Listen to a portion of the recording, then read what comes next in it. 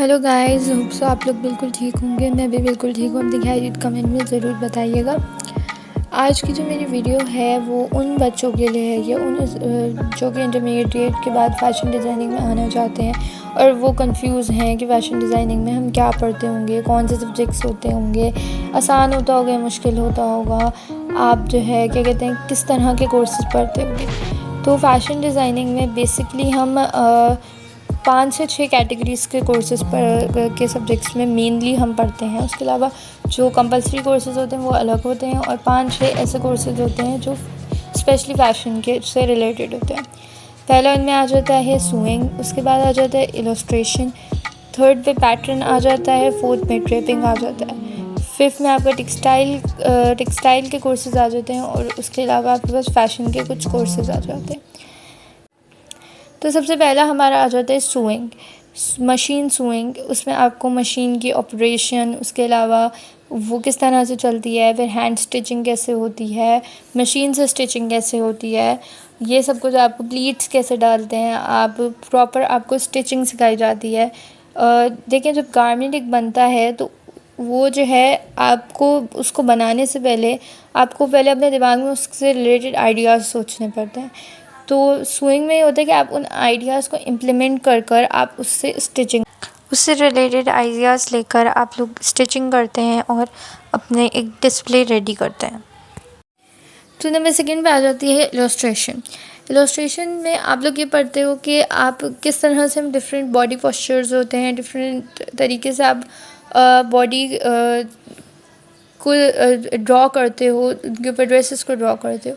लेकिन जब सबसे पहला आपका काम होता है, जब आपने ड्रेस बनाना होता है, तो पहला काम सबसे ये होता है कि आप उसका एक डिस्प्ले तैयार करो। तो इलस्ट्रेशन आपको डिस्प्ले बताता है कि किस तरह से आप कर सकते हो। तो जो है इलस्ट्रेशन में आपकी दो तरह कैटेगरीज़ की इलस्ट्रेशन होती है। एक होती है मैनुअल इलस्ट्रेशन, दूसरी होती है डिजिटल इलस्ट्रेशन। मैनुअल में ये होता है कि आप क्रॉकीज़ ड्रॉ करते हो, फिर डिफरेंट पॉस्चर्स ड्रॉ करते हो, उनके ऊपर ड्रेसेस डिफरेंट तरह के ड्रॉ करते हो, आपको थीम मिलते हैं, रिसर्च बोर्ड्स बनाते हो और अपने डिफरेंट रिसर्च करके ड्रेसेस के स्केचेस बनाते हो। नंबर सेकंड में आ जाता है डिजिटल। उसमें आप पूरा मैनुअल वाला काम करते हो, बट वो पूरा काम करने के बाद आप उसको डिजिटली रिप्रेजेंट करते हो। अगर हमारे मार्केट में देखा जाए तो डिजिटल ज़्यादा, क्योंकि अब टेक्नोलॉजी बढ़ गई है, तो डिजिटल थोड़ा ज़्यादा होता है बजाय मैनुअल के। नंबर थर्ड में आ जाता है पैटर्न मेकिंग इस तरह से होता है कि आप डिफरेंट बॉडीज, स्कर्ट, पैनल्स, हर चीज़ के आप पैटर्न्स सीखते हो कि किस तरह से उनके पैटर्न्स बनते हैं। अगर कोई स्टूडेंट ऐसा है जो समझता है कि मैं फ़ैशन कर लूँगा, बहुत आसान है, तो वो गलत समझ रहा है। फ़ैशन बिल्कुल भी आसान फील्ड नहीं है। फ़ैशन, मैं खुद एक फ़ैशन स्टूडेंट हूँ, तो मैं आप लोगों को बता सकती हूँ, गाइड कर सकती हूँ कि फ़ैशन में जब अगर आप आने की नीयत है आपकी, तो आप ये अपने जहन में बना के रखें। मैं आप लोगों से सच बात कहूँगी कि फ़ैशन बिल्कुल आसान नहीं है।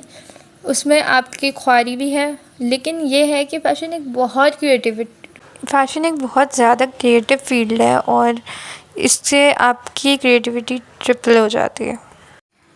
नंबर 4 पे जो आ जाता है वो है ड्रेपिंग इस तरह से होती है कि आपने एक मैनिक्विन पे आप कंसिडर करें उस मैनिक्विन को एक इंसान है, उस पर आपने ड्रेस को ड्रेप कर देना है बगैर स्टिचिंग के। आप बगैर स्टिचिंग के पिन्स की हेल्प से आप मैनिक्विन पे अपना डिज़ाइन को आप बनाते हो। पहले आप इलस्ट्रेट करते हो उसको, एंड देन फिर आप उसको डिज़ाइन को बनाते हो विदाउट स्टिचिंग। उसके बाद आ जाते हैं टेक्सटाइल के कोर्सेज़। अब बहुत से बच्चे ये सोचते हैं कि फ़ैशन डिज़ाइनिंग में टेक्सटाइल के कोर्सेज़ का क्या काम है भाई। टेक्सटाइल जो है अलग फील्ड होती है और फ़ैशन अलग है, तो इसमें क्यों हमें टेक्सटाइल के कोर्सेज़ पढ़ाए जाते हैं। मेनली 3 से 4 आपके टेक्सटाइल के कोर्सेज़ होते हैं। उनमें से सबसे पहला आ जाता है इंट्रो टू टेक्सटाइल।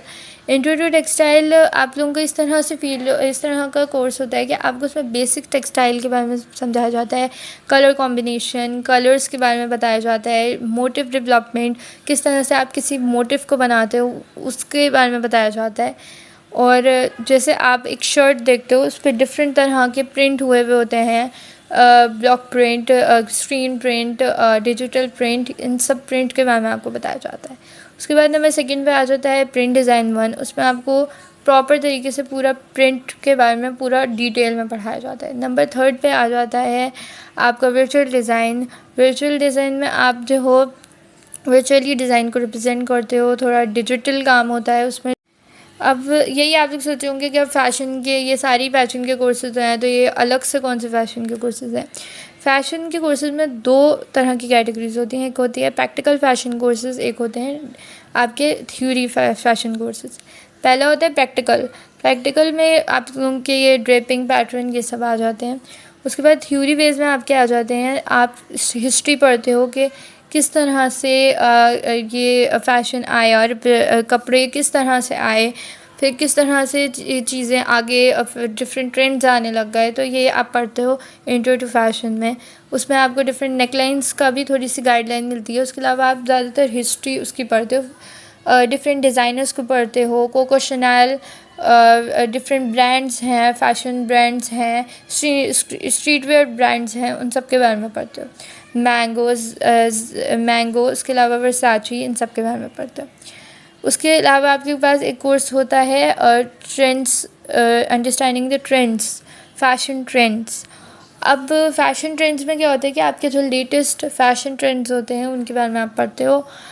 तो इस तरह की ये टोटल के कोर्सेज़ होते हैं जो हम फ़ैशन की फ़ील्ड में पढ़ते हैं। उसके अलावा कुछ बेसिक कोर्सेज़ होते हैं जिस तरह हर फील्ड में वो कॉमन होते हैं, कंप्यूटर, मैथ्स, इस्लामियात और वो उस तरह के कोर्सेज़ होते हैं। बट मेन फ़ैशन के यही कोर्सेज़ होते हैं।